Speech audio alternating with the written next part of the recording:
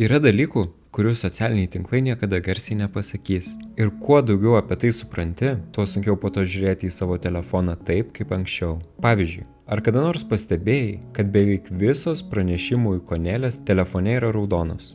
Instagram, TikTok, Facebook, YouTube. Nors pačios aplikacijos savo dizaine dažnai net nenaudoja raudonos spalvos. Ir tai nėra atsitiktinumas. Psichologiniai tyrimai rodo, kad žmogaus smegenys į raudoną spalvą reaguoja greičiau nei į bet kurią kitą spalvą.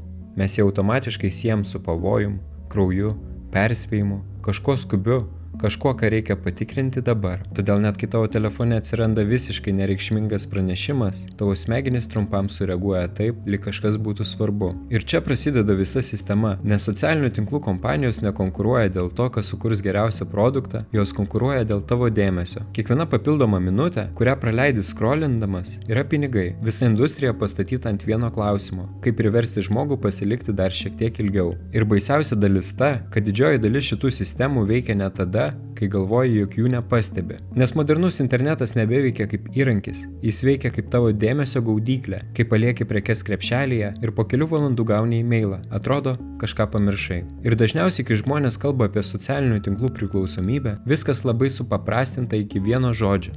Dopaminas. Programėlės tau duoda dopamino, bet realybė yra daug sudėtingesnė ir tuo pačiu daug pavojingesnė. Nes dopaminas nėra tiesiog laimė. Iš tikro dopaminas daug labiau susijęs ne su pačiu atlygiu, o su atlygio laukimu. Stanfordo neurologas Robert Sapolsky atliko garsų eksperimentą su beždžionėmis. Jos buvo išmokytos, kai užsidega lemputė ir jos paspaudžia svirtį, gauna skanėstą. Ir visi tikėjosi, kad dopamino šuolis įvyks tada, kai beždžionė gauna maistą. Bet įdomiausia dalis buvo kita. Didžiausias dopamino šuolis įvykdavo tada, kai užsidegdavo lemputė, kai atsirasdavo galimybė laimėti, kai smegenys galvodavo gal dabar. Ir tada eksperimentas tapo dar įdomesnis. Sapolsky pakeitė taisyklės. Dabar atlygis pasirodydavo tik maždaug pusę kartų. Kartais paspaudi gauni prizą, kartais nieko. Atrodytų logiška, kad dopaminas sumažės, bet įvyko visiškai priešingai.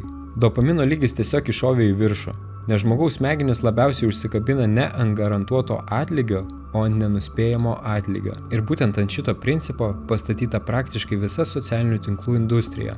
Pagalvok apie savo gyvenimą. Jeigu lauki žinutės iš žmogaus, kuris tau labai rūpi, ir staiga išgirsti pranešimo garsą, tavo kūnas sureaguoja automatiškai. Tu net negalvoji, tu tiesiog griebi telefoną, nes gal čia tas žmogus, gal pagaliau atrašė. Ir tada atrakini telefoną, o ten Facebook praneša, kad kažkas pakomentavo kažkieno postą, kuris tau visiškai nerūpi. Bet tavo smegenys jau padarė savo darbą. Tu jau atidarai telefoną, tu jau sugrįžai į platformą. Jiems naudinga, kad pranešimai susilietų tarpusavį, kad kiekvieną kartą išgirdęs garsą, tu trumpam pagalvotum, o jeigu šį kartą kažkas svarbaus. Ir jei visa tai skamba pažįstamai, tai todėl, kad beveik identiška kazino logikai. Kazino automatai veikia lygiai tuo pačiu principu. Tu nežinai, kada laimėsi, nežinai, kuris bandymas bus tas tikrasis, bet smegenys vis tiek verčia bandyti dar kartą. Lošimo automatai yra ištobulinti tam, kad žmogus kuo ilgiau nenuliptų nuo aparato. Ir socialiniai tinklai daro tą patį. Pagalvok apie refresh veiksmą telefone. Tas pats rankos judesys, tas pats laukimas, patrauki feedą žemyn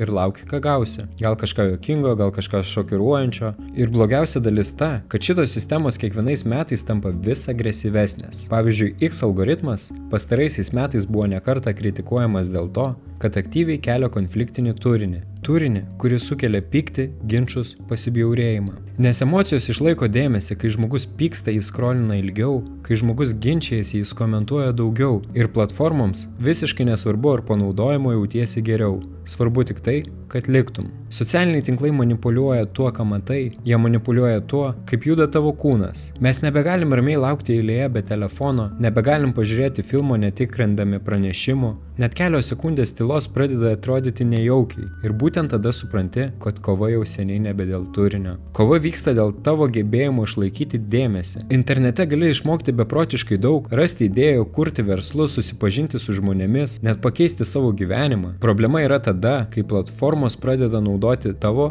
pačią psichologiją prieš tave. Kai algoritmai pažįsta tavo impulsus geriau nei tu pats, todėl kartais net maži pokyčiai turi didelį efektą. Išjungti nereikalingus pranešimus, perkelti perkelti programėlės iš pagrindinio ekrano, sukurti bent mažą trintį tarp impulso ir veiksmo. Nes kuo daugiau automatinių veiksmų, tuo mažiau kontrolės. O kuo daugiau sąmoningumo, tuo sunkiau tavimi manipuliuoti. Ir galų gale, būtent to šitos platformos labiausiai nenori, kad nustotum scrollint automatiškai ir pradėtum rinkti sąmoningai. Spausk laiką, jeigu patiko šis video, prenumeruok kanalą, jeigu nori daugiau panašių video.